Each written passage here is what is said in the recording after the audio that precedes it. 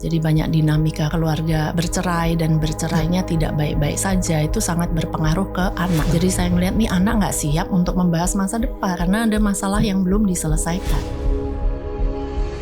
Banyak orang tua sulit menerima yang namanya laki-laki kalau nggak teknologi, engineering ya finance dong. Itu yang masih sulit ya, urgent sekali untuk ditingkatkan metakognisi dan integritas. Apa yang harus diintervensi pertama kali kalau kita bicara membenahi soal akar masalah dari pendidikan? Yang rata se-Indonesia harus diintervensi, korupsinya, kebocoran anggarannya yang harus diintervensi kalau itu rata. Jual beli kursi yang jumlahnya bisa 1-2 kelas, yang biayanya bisa mencapai 15-20 juta sampai orang-orang udah tahu pasarannya. Kolamnya sudah terlalu kotor, mau membersihkan ini susah. Kewajiban negara itu memang menyediakan pendidikan untuk semua, bukan pendidikan untuk yang pintar.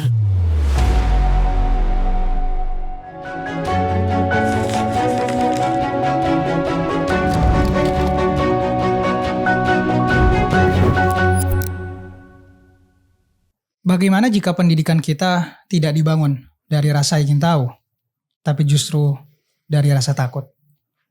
Orang tua takut anaknya tidak punya masa depan, anak takut mengecewakan orang tua, guru takut muridnya tidak lulus, sekolah takut tidak mendapatkan akreditasi A, mahasiswa takut salah jurusan, kemudian lulusan takut tidak mendapatkan pekerjaan. Akhirnya kemudian, pendidikan tidak lagi menjadi ruang untuk menemukan diri. Pendidikan berubah menjadi perlombaan untuk menghindari kegagalan. Bersama Kopi Enak Indo, hari ini kita juga akan ditemani oleh salah satu mentor dan guru juga bagi kita semua karena kontennya cukup banyak berbicara tentang pendidikan. Selamat datang, Bu Ina Lem. Terima kasih atas undangannya. Ibu founder dan CEO dari Jurusanku ya, Bu? Betul. Dan sudah banyak membantu orang tua dan juga anak-anak menemukan masa depannya lah dengan cara-cara Ibu. Tapi terlepas daripada semua itu, Rian ingin bertanya, seperti apa sih masa kecil Ibu Ina Liam pada waktu itu? Anak yang seperti apa? Wah, banyak ya angle-nya mungkin ya.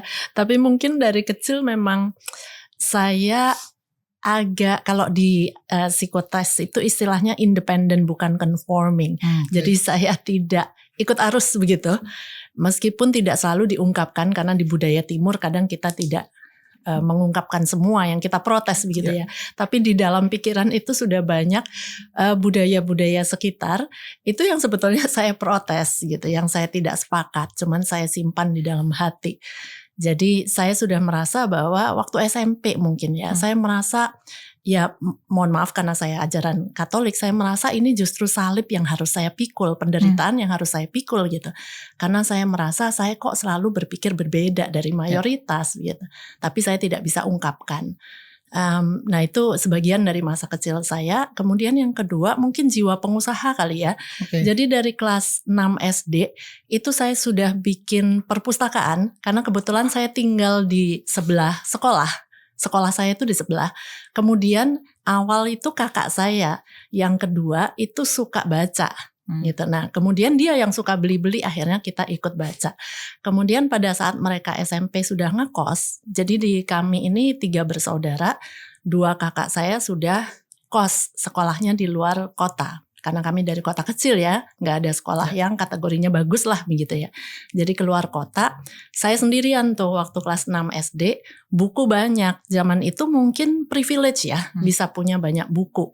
Jadi saya pengen menjadikan itu perpustakaan supaya teman-teman di sekolah bisa pinjam. Jadi waktu kelas 6 SD sudah berbisnis gitu ya.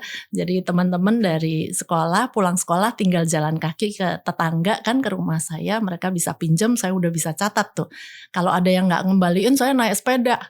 Saya ke rumahnya, saya samperin, saya tagih. Jadi itu mungkin sedikit masa kecil saya. Waktu kecil, apakah pada saat itu Ibu punya kebebasan untuk memilih atau kehidupan Ibu itu udah lebih dulu ditentukan?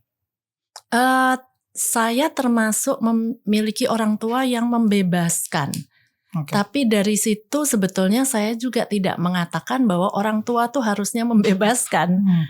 Karena terlalu membebaskan juga kita yang masih kecil butuh arahan ya. Tapi memang beruntung saya tidak punya orang tua yang memaksakan. Jadi saya memang bebas mau ambil bidang apa saja, dan bakat-bakat dari orang tua sudah memberi support. Jadi sejak TK zaman dulu tuh kan mungkin baru ada satu TV ya, TVRI itu saya udah masuk TV untuk nari. Jadi dari kota kecil zaman itu kita bisa tuh dari sekolah-sekolah itu nari. Kita masih ingat stasiun TV-nya di Surabaya. Jadi waktu TK udah diajak ke Surabaya nari di TV zaman itu ya. Kemudian karena melihat bakat, jadi saya sampai didatengin guru musik mungkin dari luar kota, karena di kota kecil saya nggak ada. Jadi cukup terfasilitasi lah ya. Apa definisi anak sukses yang Ibu dengar waktu kecil? Justru mungkin zaman itu ya sangat tipikal ya, dokter gitu ya. Kemudian mereka yang kalau kami dari budaya Chinese itu ya pengusaha itu sukses gitu. Jadi masih ada, tapi kalau di keluarga kami tidak terlalu terdefinisi sih, karena mungkin orang tua saya tidak ada yang harapan kamu nanti harus jadi apa gitu, nggak ada. Lalu sepanjang perjalanan Ibu sampai hari ini pernah nggak Bu ada fase di mana Ibu salah jurusan atau salah menentukan arah masa depan? Oh banyak dong, salah jurusan termasuk saya sendiri termasuk salah jurusan. Jadi dulu saya suka menggambar. Tapi saya bisa menggambarnya itu mencontoh sebetulnya, dan gambarnya bagus tapi harus ada contohnya dan meniru persis. Nah karena suka menggambar zaman dulu yang kepikir hanya satu kan, belum ada desain zaman itu. Jadi baru ada arsitek. Jadi ya saya pikir ya udah saya mau ambil arsitek. Nah om saya arsitek, dia bilang kamu cewek, mendingan interior design karena bagian luarnya udah jadi, tinggal bagian dalam kan lebih bersih gitu ya. Ya udah, hanya berdasarkan itu aja saya memutuskan ngambil desain interior. Nah kemudian setelah berangkat ya saya enjoy sebetulnya menggambarnya, tapi waktu itu juga banyak ini ya salah informasi juga, sehingga singkat cerita perjalanan studi saya tidak bisa lancar. Maksudnya dari diploma waktu itu saya ambil tidak bisa langsung transfer ke S1, sehingga harus ngulang lagi S1 kalau mau tetap stay di desain interior. Akhirnya switchnya juga ngasal. Aduh daripada ngulang lagi tahun pertama apa ya, aduh kayaknya manajemen aja deh, nanti bisa jadi manajer. Bagus juga ya dari interior design terus jadi manajer. As simple as that dulu mutusinnya. Jadi waktu duduk di kelas bisnis, aduh ini apaan, labor relations, serikat buruh di Indonesia aja saya nggak ngerti, ini harus belajar serikat buruh di luar negeri gitu ya. Jadi itu yang saya ngerasa lebih salah jurusan itu sebetulnya di bisnisnya, bukan di desainnya sebetulnya. Lalu kemudian lahirnya salah satu platform yang Ibu bangun, Jurusanku ini. Apakah memang itu adalah sebuah kecemasan atau ketakutan Ibu waktu muda atau mungkin sampai hari ini juga? Bukan ketakutan atau kecemasan sih ya. Justru karena saya ngelihat mungkin ketakutan dan kecemasan orang lain. Karena saya sempat bekerja di agen pendidikan yang ngurusin anak-anak untuk ke luar negeri. Nah tugas saya sebetulnya kan sederhana, untuk mendaftarkan mereka. Tapi pada saat ditanya mau jurusan apa, kelas 12 pun pada nggak tahu. Nah dan saya nggak suka menjawab ngasal. Kalau mereka tanya apa bedanya food science dan food technology, saya nggak mau ngasal menjelaskan. Saya carikan infonya dulu. Nah setelah saya baca banyak zaman itu buku-buku ya, brosur universitas, belum terlalu ada internet deh. Nyambung internet kayaknya masih yang gitu, kayak nunggu lama tuh, belum ada. Jadi saya harus bacain brosur-brosur universitas, kemudian saya jelaskan ke murid maupun orang tua, kok memudahkan mereka bikin keputusan. Oh itu bedanya, ya udah saya gitu ngambil yang ini aja. Nah jadi di situ awal mulanya saya pikir ini kalau bisa ditulis lebih banyak anak akan terbantu. Dengan naifnya lupa kalau minat baca di Indonesia rendah. Cuman buku itu kartu nama, jadi setelah saya publish bukunya, jadi langsung banyak diundang seminar ke sekolah-sekolah untuk memberikan informasi tentang jurusan, karena orang kita kayaknya lebih senang mendengarkan waktu itu ya dibandingin baca. Ya. Dari banyak anak dan keluarga yang Ibu sudah dampingi, ada satu nggak kisah yang mungkin hari ini tuh masih membekas di hati Ibu gitu ketika bekerja sampai sekarang? Oh banyak sekali, karena sudah hampir 7.000 ya. Jadi mau dari kasus yang masalah keluarga, dari yang ekstrim sampai yang mungkin wow ini high potential banget begitu anaknya. Jadi mau dari yang mana dulu nih? Mau yang mungkin yang bagi ibu menggugah mungkin, atau mungkin yang akhir-akhir ini bikin ibu kayak oh ini kebawa pikiran juga gitu ketika mendengarnya. Banyak, karena saya selalu mengambil makna dari kedua sisi ya. Kalau yang bagus saya juga mau belajar. Misalnya ada nih orang tua ketiga anaknya udah konsultasi di saya.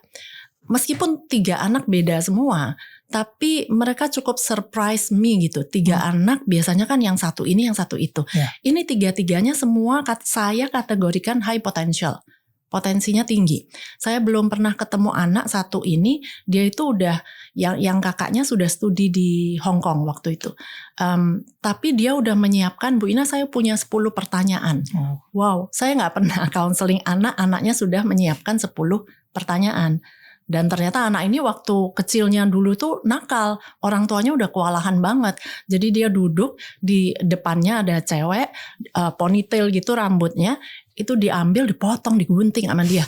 Kebayang nggak ibunya ini didatengin orang tua, dikomplain seperti apa, udah nightmare. Tapi justru anak ini yang terkenang di saya ya, karena dia sudah persiapan dulu menyiapkan 10 pertanyaan sebelum counseling.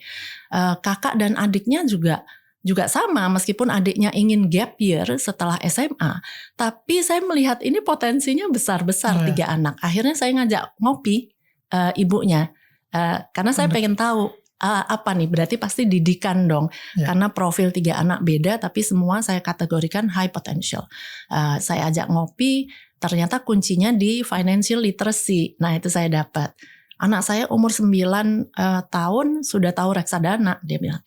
Jadi dia udah ajarkan, dia udah kasih allowance, mereka sudah bisa mikir untuk membagi uang.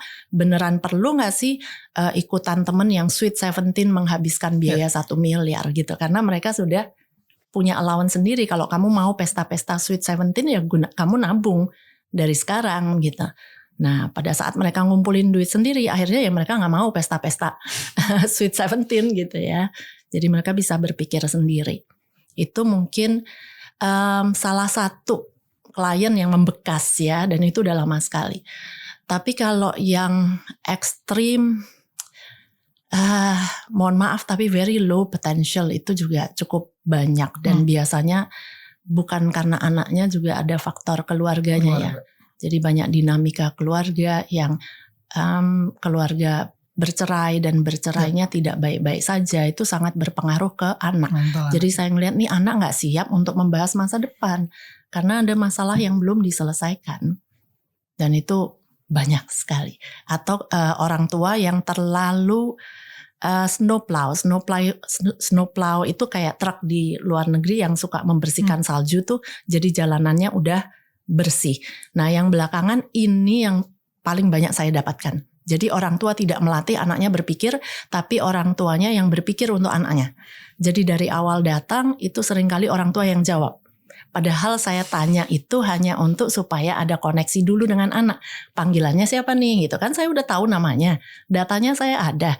Tapi supaya akrab aja, panggilannya siapa nih, dan itu yang menjawabkan ibunya. Kalau misalnya saya hanya nanya, sekarang di kelas 11 ya gitu, udah ambil IPA atau IPS, cuman gitu aja, itu semua dijawabkan oleh ibunya. Bahkan nilai, pelajaran paling apa nih yang kamu paling nilainya paling bagus.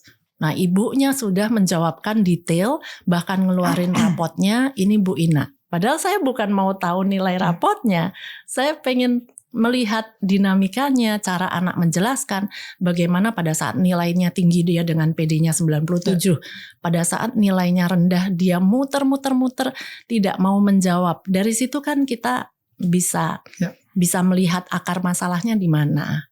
Ya. Nah, itu yang menjadi concern saya belakangan. Apakah orang tua hari ini sedang membimbing anaknya untuk memilih keputusannya sendiri, atau justru sedang hanya mewarisi ketakutannya gitu, Bu? Lalu bagaimana sebenarnya hubungan itu dibangun antara orang tua dan juga anak? Ya sebetulnya dari zaman dulu selalu ada orang tua yang ya dalam tanda kutip memaksa anak dengan berbagai cara, yang membebaskan juga ada. yang menurut saya terlalu membebaskan juga kurang bijaksana karena anak butuh bimbingan. Memaksa juga udah jelas harusnya kan ini hidup anakmu bukan milikmu gitu ya. Mereka menjalani hidup sendiri. Nah, tapi yang belakangan muncul mungkin karena sudah banyak psikolog beredar, konten kreator tidak seharusnya memaksa anak begitu ya. Tapi padahal dalam hati masih ingin mengarahkan anak gitu. Tapi dengan cara-cara yang mungkin lebih halus gitu. Tapi dari situ dari sesi konsultasi itu saya tetap masih bisa membaca. Dari awal mereka tidak ingin hubungan dengan anaknya jelek. Jadi di awal pada saat saya tanya ada harapan berbeda kah dengan rencana anak? Mereka banyak yang menjawab, oh enggak, saya membebaskan anak. Nah, kadang terlihat anaknya langsung gitu ya di belakang. Kelihatan dari emosinya ya. Dari ekspresinya langsung oh, berarti kan udah kelihatan di rumah berbeda. Tapi ada yang setelah diskusi kedua orang tua bilang kami bebas, tapi setelah kita masuk lebih mendalam tentang pilihan-pilihan jurusan, baru kelihatan tuh. Dibantah terus dan menarik kesimpulannya juga aneh. Kadang saya kasih pilihan area-area ini itu bisa dipertimbangkan. Kemudian orang tua, oh berarti kesimpulannya dia lebih ke ini ya. Padahal itu kesimpulan orang tuanya sendiri gitu. Jadi sudah ada harapan, ada ekspektasi itu masih di zaman sekarang sih. Ya. Tapi penyebabnya banyak. Ada juga orang tua yang sebetulnya menurut saya kalau beda pilihan orang tua dan anak pada dasarnya kan saya bagi 3. Beda informasi, kalau itu gampang tinggal disamakan aja informasinya. Beda kepribadian, hanya karena saya sebagai orang tua seperti ini, kamu berarti pasti mikirnya juga kayak gini, padahal kan belum tentu kepribadian anaknya berbeda. Bisa jadi. Yang ketiga yang paling sulit, beda values.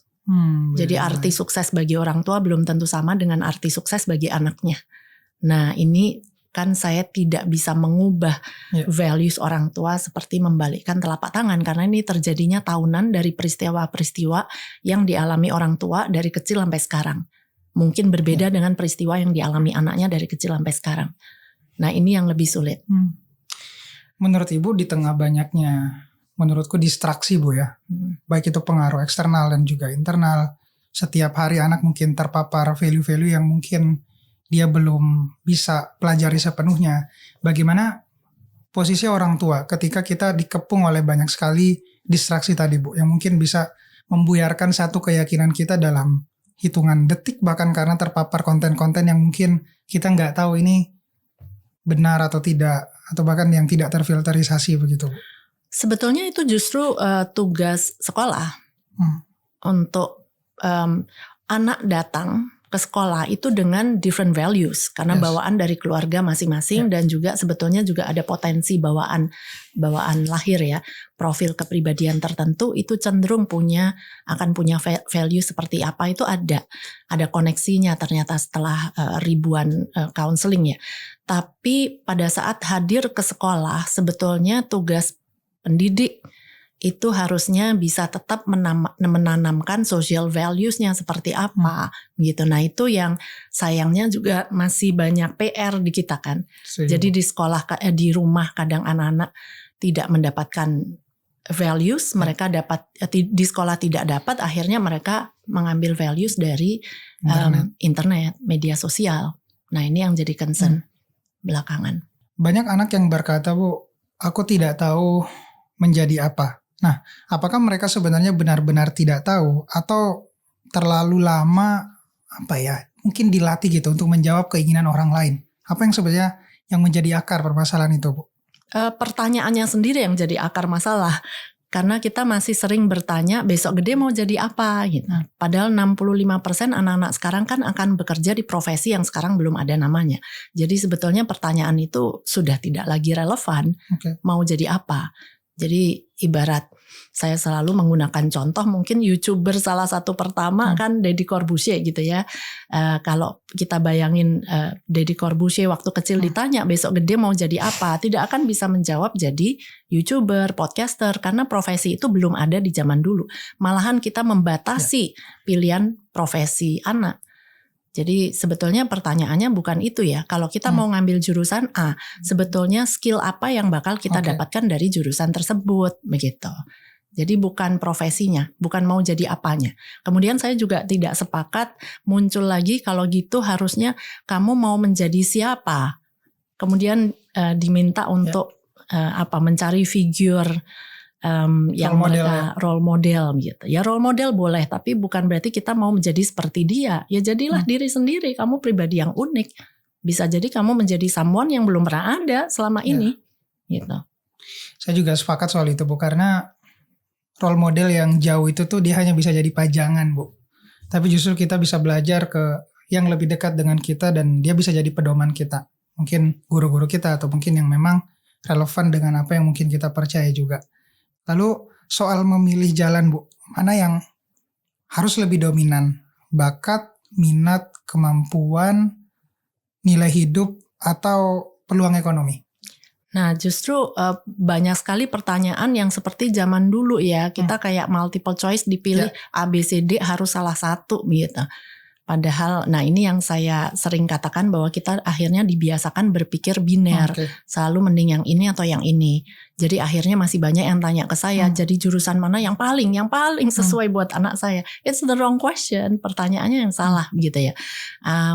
Sama dengan ini mana yang lebih penting. Mendingan nurutin minat atau nurutin bakat begitu. Padahal kalau di saya itu pada prinsipnya di alat tes yang saya pakai itu dibagi 4. Kepribadian, ini bawaan lahir, kemudian minat, kemampuan, skills, itu di nurture, dilatih, dan values. Values pun masih dibagi 3. Life values, jadi values hidup, kemudian values mengenai work outcome-nya, hasil kerjanya, atau lingkungan kerja seperti apa yang membuat kita puas, begitu ya.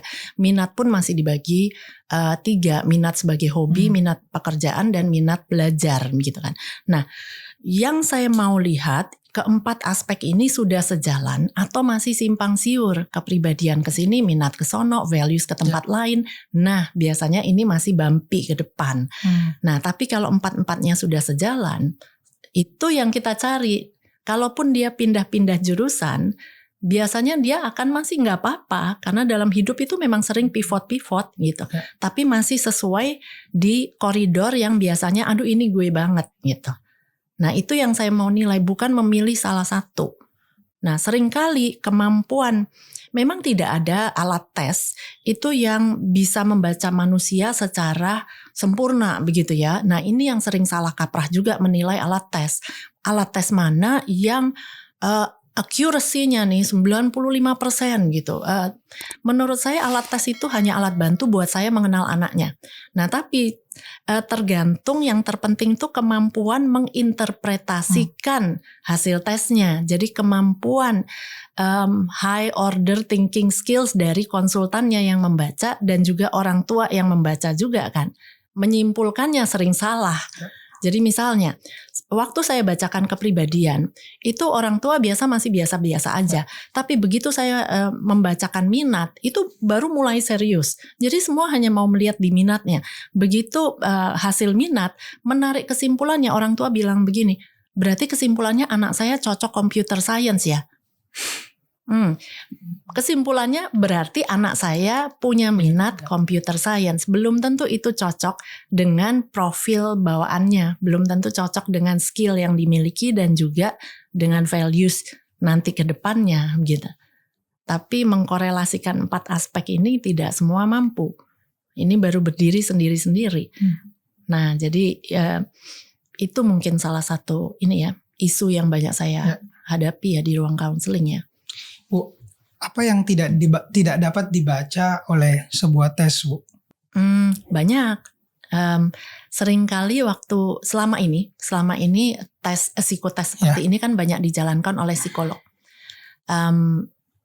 Karena tugas mereka memang seringkali kan menangani masalah-masalah psikologis. Jadi kadang seringkali dipisah.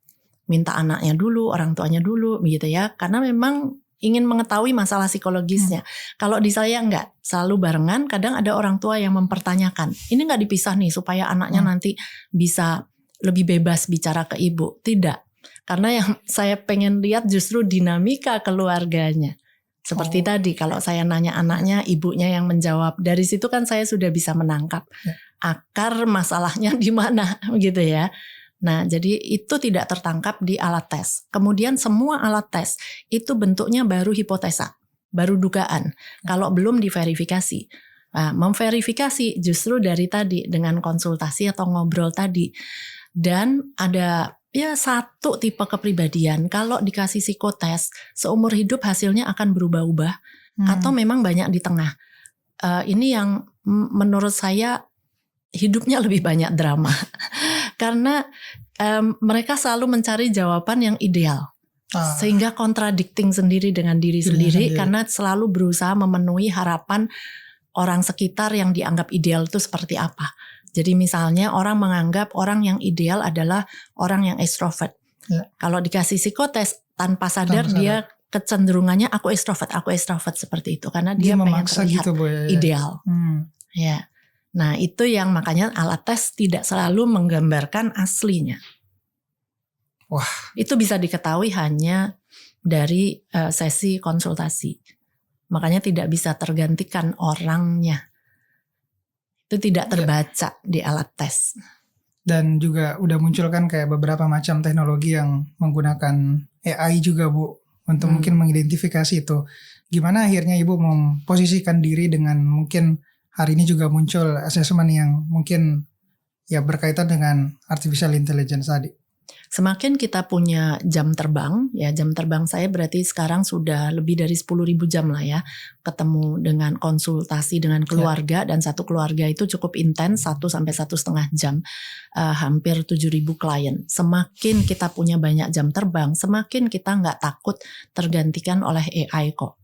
Jadi banyak hal di psikotes itu tadi yang tidak terbaca di sana. Kalau kita hanya membaca di situ, kita akan langsung menarik kesimpulan. Memang betul anak ibu ekstrovert. Padahal belum tentu. Bisa jadi ternyata anak ibu tipe idealis. Itu yang mencari jawaban ideal. Belum tentu dia ekstrovert. Gitu. Ya saya cukup merasakan sih, Bu.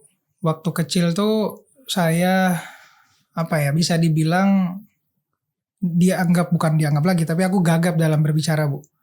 Nah, dalam kondisi itu kayak aku menekan diriku sendiri untuk tidak berani bicara, tidak berani tampil. Jadi akhirnya tumbuh jadi anak yang pemalu dan selalu menganggap bahwa dunia ini nih memang ideal untuk si ekstrovert gitu. Sampai kemudian aku menemukan medan perangku sendiri, kayak aku mulai belajar nulis, aku mulai belajar bagaimana menata cara bicara dan lain-lain. Sampai kemudian akhirnya ada transformasi dari situ. Dan aku merasa bahwa memang hari ini terlalu banyak tekanan-tekanan sosial yang diciptakan oleh sesuatu yang mungkin di luar daripada diri kita sehingga kita tidak menjadi otentik, Bu. Nah, aku pengen nanya ke Ibu Ina, seperti apa sebaiknya kita anak muda hari ini gitu, terutama menjalani banyak sekali pilihan-pilihan hidup. Kadang juga kita terbiasa setiap hari merevisi pilihan kita dan hidup begitu cair gitu, Bu. Apa yang mesti dipertahankan pertama kali? Sebetulnya definisi introvert extrovert itu juga banyak disalahgunakan di masyarakat. Makanya muncul the ideal extrovert tadi. Dari hampir 7.000 klien, saya tidak pernah mendapat satu pertanyaan pun yang bertanya kalau menemukan anaknya hasil psikotesnya misalnya extrovert, tidak ada yang nanya ini bisa diubah nggak? Nggak ada. Tapi kalau introvert banyak, ini bisa diubah nggak? Nah itu udah persepsi negatif terhadap introvert. Padahal begitu saya jelaskan definisi introvert extrovert, bukan tentang kemampuan komunikasi, tidak ada hubungan dengan kemampuan presentasi, dengan bisa jadi YouTuber lebih bagus daripada anak ekstrovert, nggak ada gitu. Itu salah pengertiannya. Nah, lebih tepatnya introvert tuh berpikir di dalam, ekstrovert berpikir di luar. Kemudian jadi ekstrovert tuh sambil ngomong sambil mikir, sebetulnya belum selesai sih proses berpikirnya ya. Jadi sering mungkin salah ngomong. Sementara introvert tuh lebih pengen titik dulu di dalam baru dia berbicara. Jadi waktu tunggunya lebih lama. Kalau nanya anak introvert, banyak orang tua nggak paham, itu dia tidak memberikan kesempatan anaknya berpikir dulu dan dia langsung jawabkan. Padahal yang harus diajarin dalam berkomunikasi, ajarin anaknya untuk minta waktu tunggu. Sebentar ya, saya mikir dulu ya, Nah. gitu. Nah itu tetap orang tahu, oh you are thinking, saya masih tunggu. Tapi itu komunikasi yang efektif. Tapi begitu kita kasih waktu tunggu, kadang anak introvert tuh bisa panjang menjelaskan, gitu ya. Jadi nggak ada hubungannya dengan introvert tidak mampu berbicara, gitu ya. Dan juga definisi yang kedua, dari mana kita menyerap energi. Nah, kalau introvert dari dalam ya, kalau capek masih butuh lah me time gitu ya, tenang. Kalau extrovert capek ya bersosialisasi, hangout, kantor, diajak arisan ya. Nah, jadi itu di dunia kerja kan hanya masalah ngatur porsinya aja. Kita lebih banyak di frontliner atau back office porsinya. Jadi bukan communication skills. Jadi harusnya netral, tidak ada persepsi mana yang lebih ideal harusnya. Banyak karya mendunia juga dihasilkan orang introvert dalam kesendiriannya karena dia lebih banyak me time-nya kan. Nah, tapi sehingga kalau pertanyaan bagaimana supaya anak menjadi otentik, menjalani pilihan hidupnya sendiri, makanya penting untuk bisa acceptance, menerima, acceptance, mengenal diri dan menerima. Jadi tidak ada the ideal extrovert itu. Jadi kalau saya introvert dan saya menerima, saya introvert. So what gitu. Nah tahapan itu yang paling penting. Kadang orang tuanya juga ya, kadang belum bisa menerima. Kalau anaknya laki-laki, tapi dia tipe compassionate, yang lebih feeler, yang lebih pakai perasaan, lebih pakai hati. Itu banyak orang tua sulit menerima. Yang namanya laki-laki kalau nggak teknologi, engineering ya finance dong gitu. Begitu anaknya bilang mau psikologi, udah orang tuanya udah, waduh kok feminin amat ya, padahal nih cowok gitu. Nah itu yang masih sulit ya, acceptance. Startnya dari situ dulu. Bisa menerima saya ini, ya nggak apa-apa gitu. Semua ciptaan Tuhan pasti ada fungsinya sendiri-sendiri. Penerimaan itu dulu tahapan pertamanya. Wah, itu sangat relate Bu. Karena saya cukup merasakan juga kalau pada saat itu saya tidak mengakui dan menerima diri saya bahwa saya gagap, mungkin saya tidak akan coba melatih cara bicara saya dan coba pelan-pelan menerima itu gitu. Dan ya di luar sana mungkin masih banyak yang takut mungkin Bu melihat dirinya yang sebenarnya, dan itu cukup terjadi ke beberapa teman-teman saya juga. Ditambah di Indonesia itu banyak judgement-nya. Suka ngejudge itu juga makin menambah gitu. Kalau udah dijudge, oh kamu gagap, kamu memang introvert, kamu memang gak bisa bicara, itu makin tenggelam gitu ya. Jadi makanya untuk pengenalan diri dan untuk belajar empati dengan orang, itu sebabnya drama di sekolah itu sebetulnya bagus loh. Jadi kadang ini masalah kita mengenal diri dan juga bisa memahami orang lain yang mungkin bisa berbeda ya. Dan berani berbeda dari mayoritasnya gitu. Nah itu susah, PR banget budaya kita. Jadi saya pernah seminar di satu sekolah negeri. Waktu rame isu PPDB, sistem zonasi, itu dari tahun ke tahun kan selalu jadi masalah tuh ya. Jadi saya nanya, siapa di sini yang setuju dengan sistem zonasi? Sempat ada satu yang angkat tangan, tapi di sekitarnya nggak ada yang angkat tangan. Cepet-cepet langsung diturunin lagi sama dia. Saya kasih kesempatan lagi. It's okay, ayo nggak apa-apa. Siapa di sini yang setuju dengan sistem zonasi? Udah, nggak mau angkat tangan sampai saya kasih waktu tunggu, nggak apa-apa. Ayo kita diskusi gitu. Nggak mau. Jadi siapa di sini yang tidak setuju, baru wah semua rame-rame angkat tangan. Jadi budaya conforming kita ya. Jadi cenderung membuat anak juga sulit menjadi diri sendiri tadi. Mau berbeda itu banyak tekanan. Wah ini pengalaman nyata sebenarnya Bu. Baru beberapa minggu kemarin aku ke daerah Kabupaten 50 Kota di Sumatera Barat. Jadi kita punya kegiatan namanya Sekolah Tanah Air Bu. Dan ada satu permasalahan di salah satu sekolah negeri terkait dengan zonasi tadi. Si anak ini udah masuk beberapa hari di salah satu sekolah, tapi kemudian dia dipindahkan ke sekolah yang mungkin lebih dekat dari rumahnya gitu. Tapi pada saat itu sekolah yang didatangi juga jaraknya juga gak terlalu jauh sebenarnya dari rumahnya. Nah si anak tidak mau belajar kecuali di sekolah yang pertama tadi Bu. Sehingga sampai sekarang anak itu bahkan tidak belajar, tidak bersekolah gitu, karena tidak mau di sekolah yang dipilihkan oleh jalur zonasi tadi. Nah, sebaiknya bagaimana kita Bu mengatur antar tadi keinginan anak untuk mungkin dia pengen sekolah di sana dengan aturan-aturan yang mungkin ditetapkan oleh negara gitu Bu.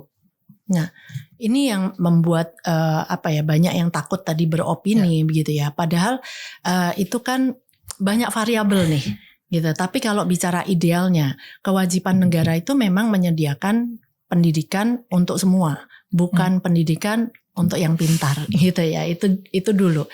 Tapi banyak komentar orang tua, masa nilai anak saya kalah dengan kilometer. Nah, itu kan menunjukkan tadi tidak bisa melihat dari sisi kewajiban negara. Kewajiban negara bukan memberi pendidikan untuk anak pintar, tapi untuk semua anak. Untuk semua anak. Dan ini sekolah negeri. Nah, makanya tadi nyambung kenapa drama itu menurut saya penting.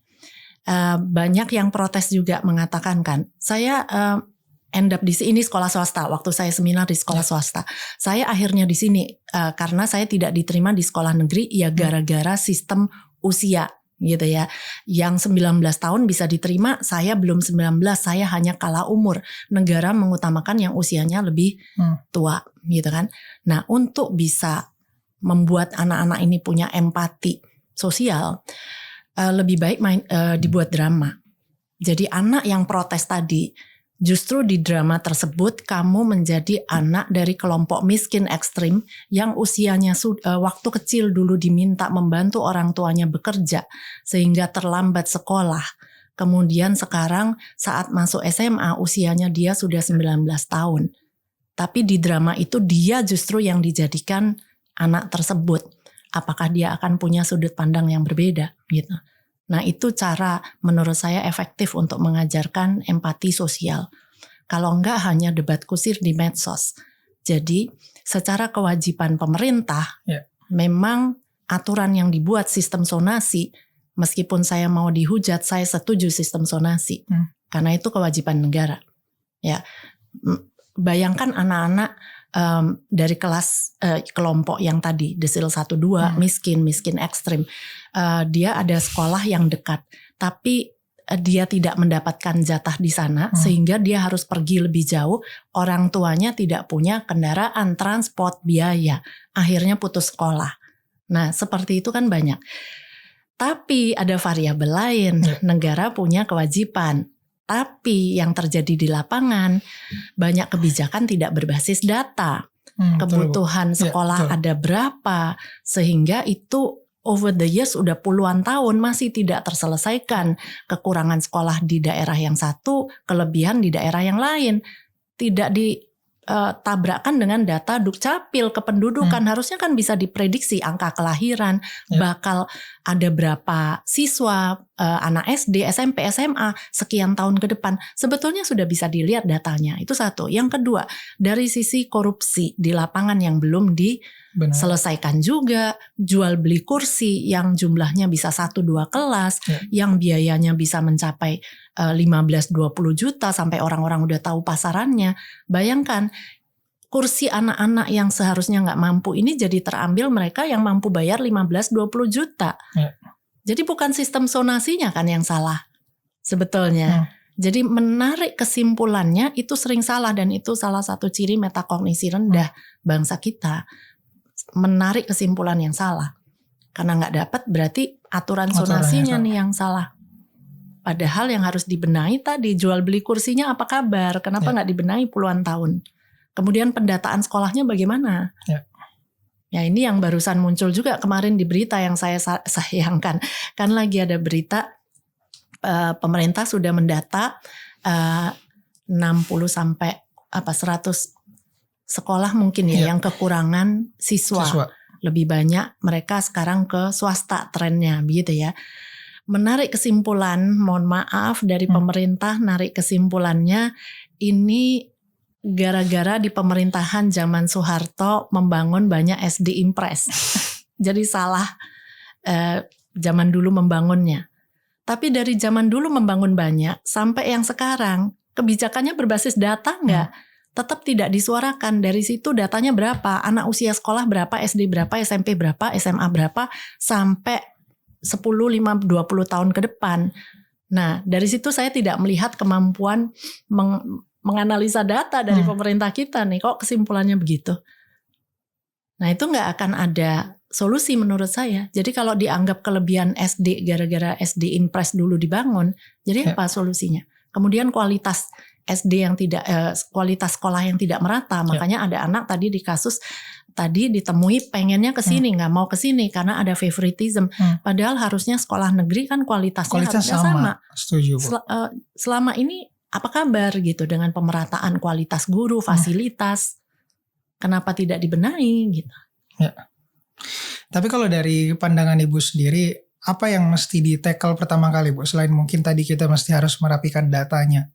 Apa yang harus diintervensi pertama kali gitu kalau kita bicara membenahi soal akar masalah dari pendidikan? Justru sebetulnya dengan adanya data itu kita tidak terikat selalu dengan one size fits all solution. Jadi kita selalu bertanya satu solusi. Enggak, dari data kita akan tahu di Jakarta solusi dengan di NTT bisa aja beda. Nah itu yang saya jadinya tidak bisa bilang. Tapi kalau satu yang rata se-Indonesia harus diintervensi, korupsinya, kebocoran anggarannya yang harus diintervensi kalau itu rata. Tapi solusinya menambah sekolah atau bukan mengurangi ya, tapi meningkatkan kualitasnya, itu memang tiap daerah beda-beda. Kualitas sekolah itu kualitas yang mana? Apakah infrastrukturnya? Tidak melulu langsung meningkatkan kualitas kita bagi-bagi flat panel begitu ya, karena semua kekurangan flat panel. Nah itu one size fit all yang harusnya tetap berbasis data dan tangani korupsinya. Jadi nggak perlu yang terlalu complicated, tanganin itu dulu deh, dan itu belum dijalanin. Mungkin sekompleks itu kali ya, Bu. Sudah kolamnya sudah terlalu kotor, mau membersihkan ini susah. Padahal sebetulnya simple kan, ya udah tinggal dibersihkan. Tapi untuk membersihkan ini banyak faktor politik. Apakah salah satu masalah kita mungkin tadi, Bu, ada semacam keterkaitan juga dengan resiko-resiko politik mungkin yang belum berani diambil? Karena memang kalau bicara kebijakan kan selalu berhubungan dengan politik. Memang tidak hanya pemerintah pusat, tapi kan kita bicara pemerintah daerah, dinas pendidikan, yang mana memang banyak produk partai politik, banyak kepentingan di situ. Jadi itu yang membuat sulit siapapun menteri pendidikannya. Siapapun menteri pendidikannya, Bu ya? Siapapun menteri pendidikannya, karena yang menjalankan kan di Pemda. Kita sering mengganti, Bu, kurikulum, istilah, terus program. Selain korupsi, menurut Ibu Ina, apa yang hari ini tuh masih belum berani juga disentuh? Kurikulum sebetulnya kita nggak ada masalah ya. Memang tadi akarnya semua sih korupsi ya. Dari korupsi semuanya bisa disentuh akhirnya.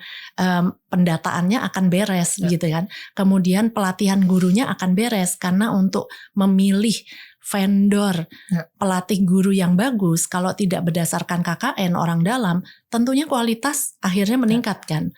Kemudian fasilitas, sarana, prasarana, banyak atap bocor. Kalau korupsinya beres kan pasti meningkat juga. Jadi sebetulnya mau ditanya yang lain-lain banyaknya permasalahan itu ujungnya itu kok. Tapi kalau yang tidak ada kaitannya dengan korupsi, tapi urgent sekali untuk ditingkatkan, menurut saya 2, metakognisi dan integritas. Jadi pendidikan karakter dan juga meningkatkan metakognisi. Itu yang mendesak sekali nih, apalagi dengan adanya AI ya. Jadi AI itu hanya bisa digunakan kalau memiliki 2 fondasi utama ini. Selama ini belum terbangun fondasinya, kemudian anak-anak udah langsung dijejali dengan AI, guru dijejali dengan AI, dosen dijejali dengan AI, pasti rapuh nih. Karena kan AI itu multiplier ya. Kalau level berpikir kita sudah tinggi, AI akan membuat kita makin efisien. Waktu kita jadi tidak termakan gitu. Tapi kalau level berpikir kita masih rendah, AI itu akan memperbesar kesalahan-kesalahan kita. Dan kita tidak bisa mengevaluasi, dan AI tidak punya integritas. AI tidak punya moral. Jadi AI bisa membantu seseorang yang tidak berintegritas, tidak bermoral, membuat narasi-narasi hoax misalkan dengan segitu canggihnya dan meyakinkan. Tapi AI tidak akan masuk penjara. Manusianya yang masuk penjara. Nah, jadi anak-anak perlu banget nih dibangun dua ini, integritas. Sedangkan mau membangun generasi muda integritas, itu harus dari panutan, bukan dari teori. Ya, kemudian KPK meluncurkan buku untuk dibagikan, perlu masuk ke sekolah-sekolah, bukan.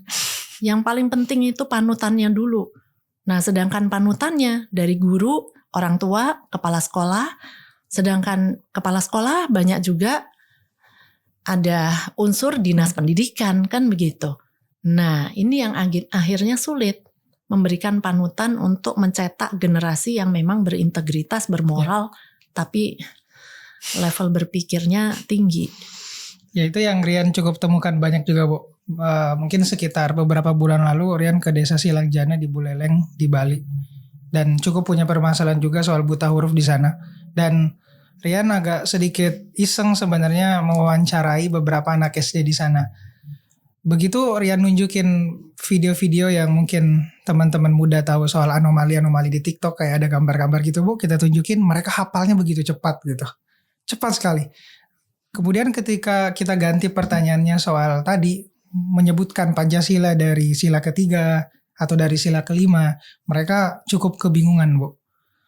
Bahkan dasar-dasar misalnya seperti pahlawan di daerahnya, atau mungkin nilai-nilai yang mungkin harusnya diajari ketika waktu kecil pada saat itu, mereka kebingungan.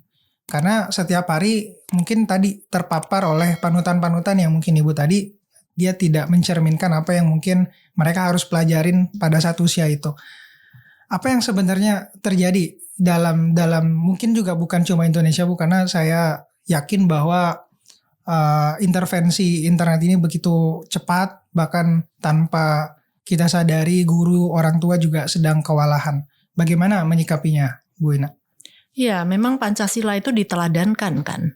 Ya. Jadi bukan diajarkan dan disuruh hafalkan, apalagi bagi anak-anak kecil. Kita baca kalimat dalam Pancasila itu banyak yang abstrak. Ya. Bagi mereka itu sesuatu yang tidak bisa mereka lihat, tidak bisa dipegang gitu kata-katanya ya. Kemanusiaan, apa sih kemanusiaan gitu ya. Dan mereka juga untuk anak kecil bagaimana persatuan Indonesia itu kayak gimana gitu. Nah ini yang akhirnya hanya hafal mati, tapi tidak bisa dipahami, tidak bisa diterapkan dalam konteks yang berbeda-beda. Boro-boro bisa menganalisa nantinya begitu ya. Jadi ini yang menjadi PR. Pendidikan kita masih berfokus pada tadi, begitu mau mengajarkan anti korupsi, kalau gitu kita cetak buku, kita kasih ke anak-anak, dan anak-anak selalu dijadikan objek. Padahal kalau anak-anak itu penerima dampak terakhir. Kalau mau mencetak buku anti korupsi dan lain-lain, Pancasila, pelatihan, itu gurunya dulu, orang tuanya dulu, bukan dari anaknya dulu sebetulnya. Jadi ini kemudian belum lagi tadi masalah jam kosong yang belum kita bahas. Jam kosong akhirnya anak-anak tidak diajarkan literasi numerasi, kemudian banyak ditanya langsung 2 kali 2 berapa gitu. Tuh kan gak bisa anak-anak kemudian langsung menarik kesimpulan yang salah. Ini gara-gara kurikulum merdeka dimerdeka-merdekakan.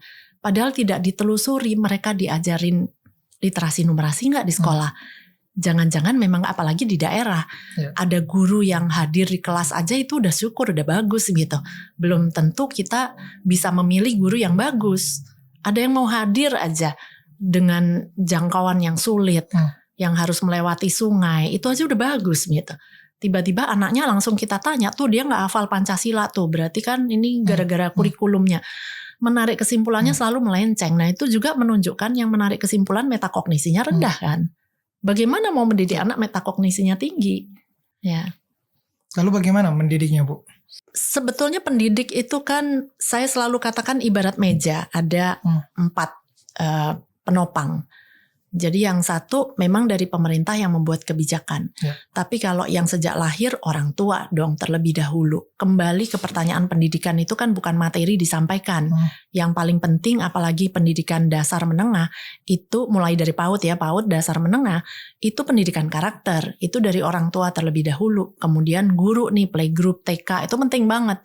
Sedangkan guru playgroup TK kita masih banyak yang juga belum punya pendidikan anak usia dini sertifikasinya. Nah, nggak paham sebetulnya. Jadi banyak kasus.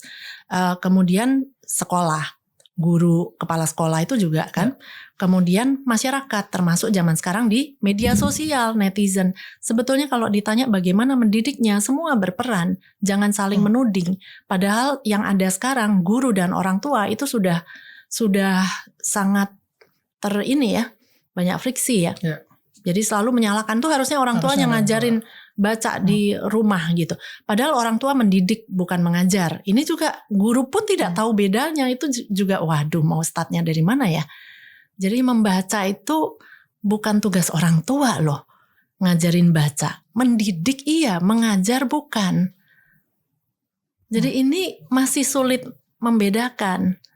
Jadi salah sendiri nggak dibimbelkan, tapi dibalik itu kadang juga banyak tadi gurunya tidak masuk ngajar jam kosong, tapi harusnya orang tua kan ikutin aja bimbel tuh, nggak begitu sebetulnya.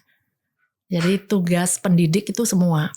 Bagaimana kalau ditanya ya kita perannya siapa? Kalau kita orang tua, ya kita orang tua harus ikut berperan, nggak usah nyalahin yang sana sini. Ya kita yang semampunya tergantung ekonomi orang tua ya. Kalau memang tadi termasuk kelompok desil 1-2 agak tidak punya banyak pilihan mau mengirim ke sekolah yang berkualitas. Nah bisanya ke sekolah negeri. Padahal sekolah negeri berarti tergantung manajemennya siapa? Pemerintah. Nah pemerintahnya anggarannya besar tapi banyak bocor. Akhirnya nggak bagus juga. Nah ini sangat kompleks sih, tidak sesederhana bagaimana mendidiknya. Udah dari kita masing-masing aja apa yang kita bisa lakukan sesuai peran kita. Guru pun punya peran sebagai orang tua karena banyak guru juga punya anak kan. Sebetulnya kembali ke pertanyaan, sebetulnya pendidikan filosofinya itu apa sih gitu kan?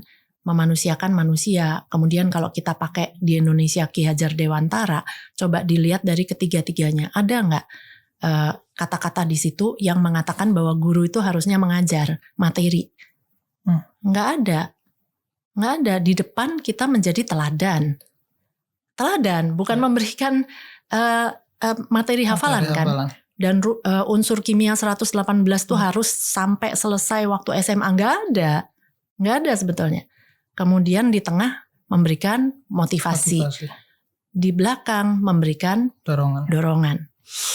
Nggak ada sebetulnya. Tugasnya saya harus menyelesaikan materi pembelajaran sampai anak hafal. Nah ini yang jadi melenceng kan sebetulnya yang dilakukan. Yuk kembali ke akar, pendidikan karakter diutamakan dulu karena zamannya AI. Kalau kita anak-anak kita nggak punya integritas, begitu ada ujian ya tinggal nyontek AI begitu kan. Kemudian orang tuanya menjawabkan untuk anak, tidak melatih anaknya berpikir, anaknya juga cari AI untuk berpikir bagi dia. Ini mengerikan kalau saya ngelihat trennya. Kalau semua tidak bergerak ini. Apa kasus yang paling buruk yang mungkin bisa terjadi, Bu, kalau ini terus dibiarkan ketika Ibu mengatakan mengerikan? Kriminalitas kan. Karena mereka sulit bersaing, sulit mendapatkan pekerjaan. Kalau mereka tidak mendapat pekerjaan, manusia perlu hidup. Perlu survive. Kalau tidak bisa hidup, ada yang menghalalkan segala cara. Nah, menghalalkan segala cara, kriminalitas jadi makin meningkat dan kita sudah rasakan. Itu kalau mereka mau melakukan ke orang lain. Tapi kalau mereka lakukan ke diri sendiri, angka bunuh diri juga makin meningkat sudahan. Usianya juga makin lama makin muda. Makanya saya katakan ini mengerikan sekali kalau anak-anak tidak dilatih integritas dan metakognisi ini. Wah, terima kasih Bu Ina. Karena sudah membagikan pengalamannya dari awal tadi sampai sekarang dan cukup membuat kita harusnya kembali berpikir dan mengembalikan pendidikan tadi harus kembali ke akar Bu ya. Dan saya sepakat bahwa seperti kata Ki Hajar, pendidikan itu menuntun bukan memaksa. Terima kasih sudah menyaksikan cerita masyarakat. Dan jangan lupa ketika teman-teman ingin nyari kopi, kalian bisa Kopi Enak Indo. Dan sampai ketemu di episode selanjutnya.